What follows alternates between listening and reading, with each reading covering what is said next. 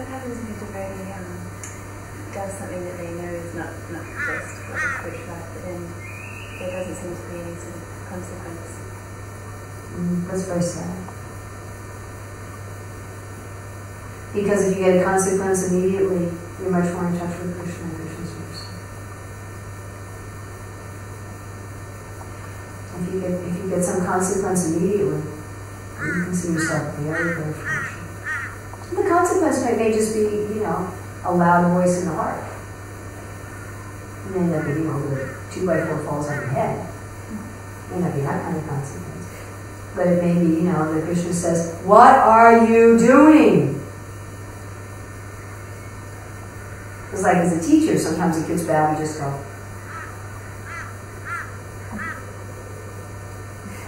So sometimes Krishna's just like that. Or maybe someone walking up to you and saying, "Prabhu, what are you doing?" So no, the more immediate reaction. Maharaj Parikshit, after he cursed after he put the dead snake on the sage's neck, he prayed for immediate reaction. He said that it came immediately. The longer it takes to come, usually the more interest that you're paying on it. You have a debt, you want to pay it right away.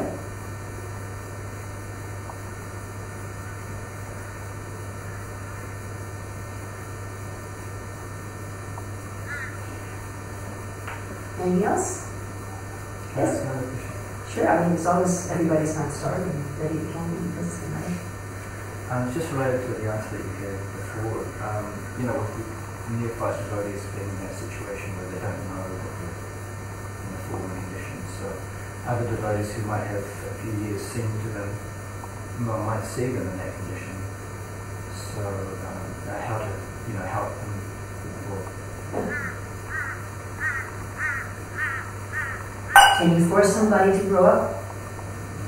Ever? Is there any maturity injection? Growth hormone? Spiritual growth hormone? Not only can you not force people to spiritually mature faster than they're willing to do it, but if you try to do it, you may even damage them. Bhaktivinoda Thakur says that there's different rules for people at different levels.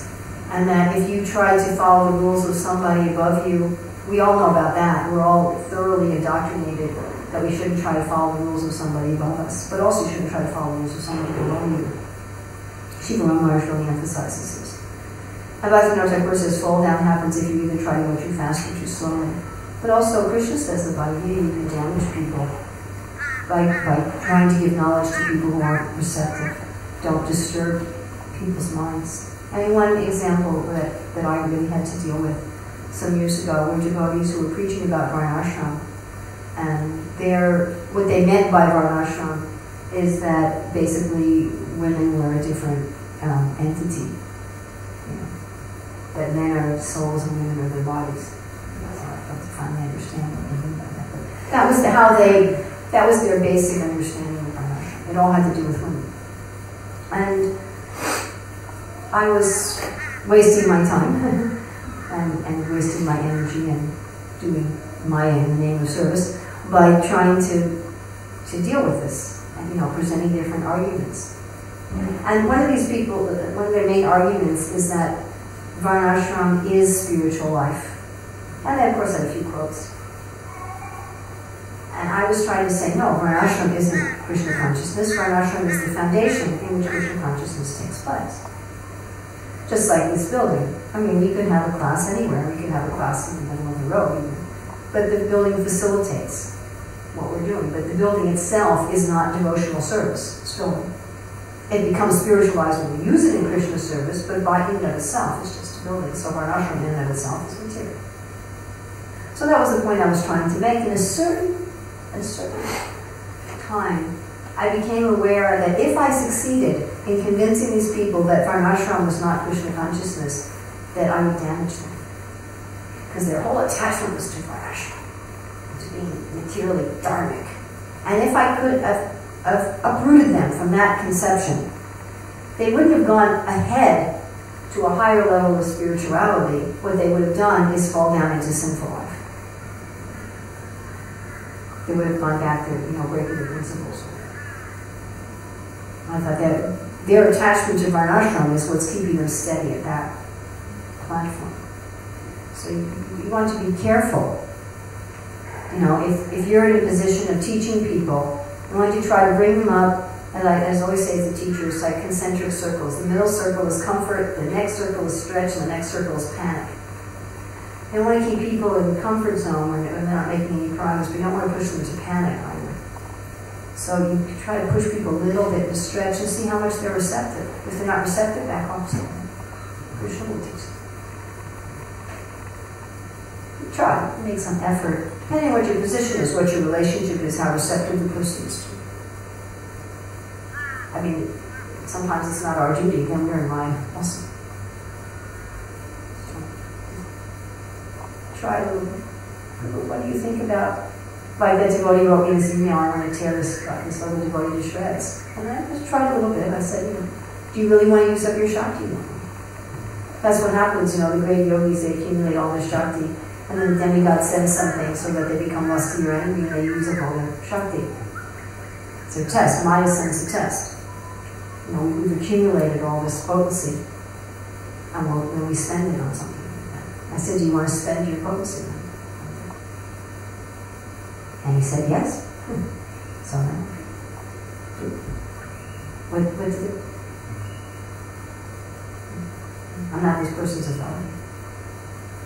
But even if you're someone's authority, you know, it has to be how much they're for Krishna, however much you're receptive. And sometimes, unfortunately, do we sometimes have to learn by going through the, you know? Can I always learn by hearing? Can you always learn by hearing? Anybody here always learn by hearing? Anybody here never learn through experience? So sometimes other people have to learn that way too. And it's sad, and your heart breaks, but what can you do?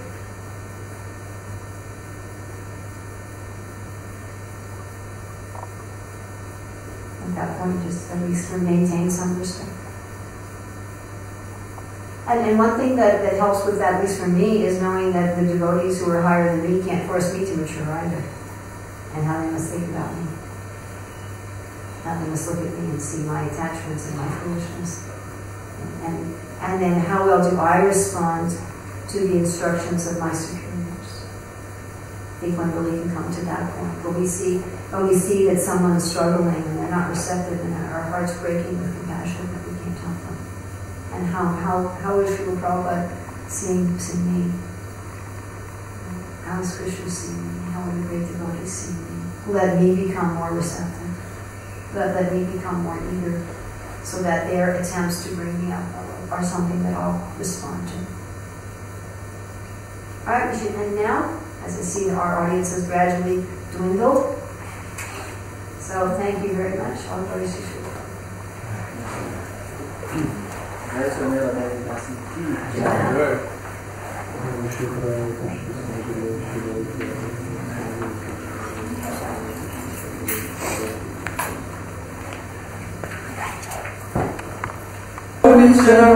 Shri Advaita Gadadhar Shrivas आदि गौर भक्त वृंद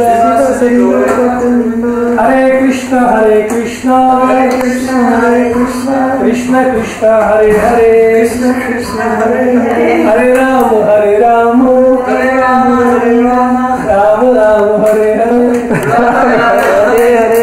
जय श्री गुरु साई भगवत महाप्रसाद की जय, श्रील प्रभुपाद की जय, महाद्वादशी की जय, जय जय गोप्रेमानंद।